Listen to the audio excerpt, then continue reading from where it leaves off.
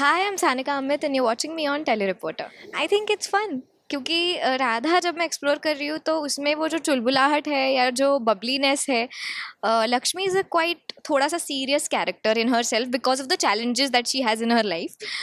और राधा एकदम ऐसी चुलबुली सी पटाखा है, शी गिव्स इट बैक, और सानिका में भी कहीं ना कहीं वो ट्रेट्स है, तो इसीलिए राधा करने में वो मज़ा आता है मुझे।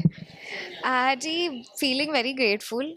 400 एपिसोड आज की डेट में होना, किसी भी शो का इतना चलना is not that common now. और मैं यही कहूँगी कि इसमें हम सबके एफर्ट्स है, क्योंकि जब एक शो चलता है तब उसके पीछे सिर्फ एक एक्टर या सिर्फ एक डायरेक्टर का हाथ नहीं है। स्पॉट दादा से लेके सब लोग इसमें इन्वॉल्व है, सबकी वजह से ये शो चल रहा है, and I really feel grateful for that. Ma'am अगर बात करूँ यहाँ से यहाँ तक आने में, कोई तो एक मेमोरी आपके जहन में दिमाग में ज़रूर होगी, अगर शेयर करना चाहे तो। मेमोरी का तो बहुत सारी मेमोरीज है, ऑन साइड किस्सेस भी बहुत सारे हैं, बट यही है कि एवरी डे इज़ फन, क्योंकि कुछ नया करने को मिलता है। एंड बेसिकली मुझे ऐसा लगता है अभी फ़िलहाल तो लक्ष्मी का राधा में कन्वर्जन होना, ये एक अपने आप में एक चैलेंजिंग बात थी, क्योंकि Radha is a south Indian made. तो पहले जब राधा का मतलब पहले फाइनलाइज नहीं हुआ था कि वो एक महाराष्ट्रियन मेड होगी या साउथ इंडियन होगी, तो मैं थोड़ा डीप डाउन चाह रही थी कि महाराष्ट्रियन हो, because I my self am a Maharashtrian, तो वो टोन पकड़ने में ईजी जाता। But I think south Indian होना और वो टोन पकड़ पाना और उसके लिए देखना, तो I just looked up on YouTube की बेसिक बेसिक वर्ड्स ना, जैसे थैंक यू का इज़ सॉरी का इज़ यन्ने मनी उंगल, so some little little quirks वैसे मैंने ढूंढ के निकाले, and I think it's fun, क्योंकि राधा जब मैं एक्सप्लोर कर रही हूँ तो उसमें वो जो चुलबुलाहट है या जो बबलीनेस है, लक्ष्मी इज़ अ क्वाइट थोड़ा सा serious character in her self because of the challenges that she has in her life. और राधा एकदम ऐसी चुलबुली सी पटाखा है, शी गिव्स इट बैक, और सानिका में भी कहीं ना कहीं वो ट्रेट्स है, तो इसीलिए राधा करने में वो मज़ा आता है मुझे।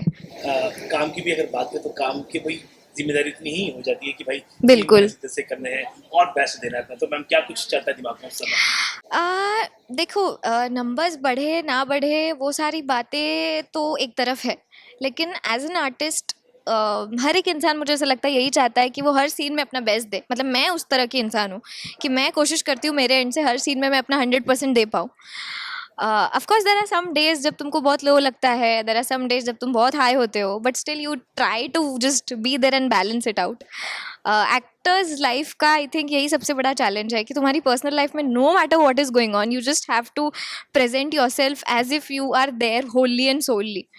तो ये एक चीज़ है जो मैंने हाल ही में सीखी है कि no matter what's going on, you have to be there, you have to be presentable, and you have to do what it takes for a scene to do. तो जैसे आप कह रहे थे कि इतने जर्नी में आप क्या सीख रहे हो, तो मुझे लगता है ये एक बात है जो बहुत महत्वपूर्ण है। सो या प्लस भी अपने को एक्ट्रेस के बारे में क्या कहें, जो भी आपकी कास्ट है, को कास्ट है जी, काफ़ी सारे के सारे बेहतरीन है मैम, और मंगल मैम के लिए और बाकी लोगों के लिए क्या कहें? बिल्कुल बिल्कुल।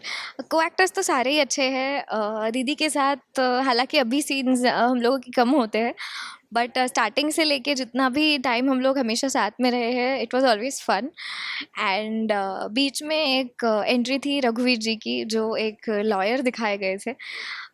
तो उनके साथ भी काफ़ी मज़ा आया काम करके, काफ़ी अलग अलग चीज़ें सीखने को मिली, because you know when there are actors that you work with who are more experience than you, तो तुम उनसे कुछ ना कुछ लेते रहते हो, तो उनसे मैंने शायद इम्प्रोवाइजेशन का थोड़ा सा सीखा, ऑब्जर्व किया। सो या हमेशा सेलिब्रेशंस में केक एंड ऑल तो कट होता ही है। अब देखते हैं आज के किसके मुंह पे लगेगा, क्योंकि खाने से ज़्यादा वो मुंह पे यूज़ होता है, बट या इट्स फन, देखते हैं। थैंक यू सो मच, बहुत सारा प्यार आप लोग हमें दे रहे हैं, और एडिट्स बहुत अच्छे बना रहे हैं, नॉट जस्ट दैट, राधा को भी इतना अप्रिशिएट कर रहे हैं।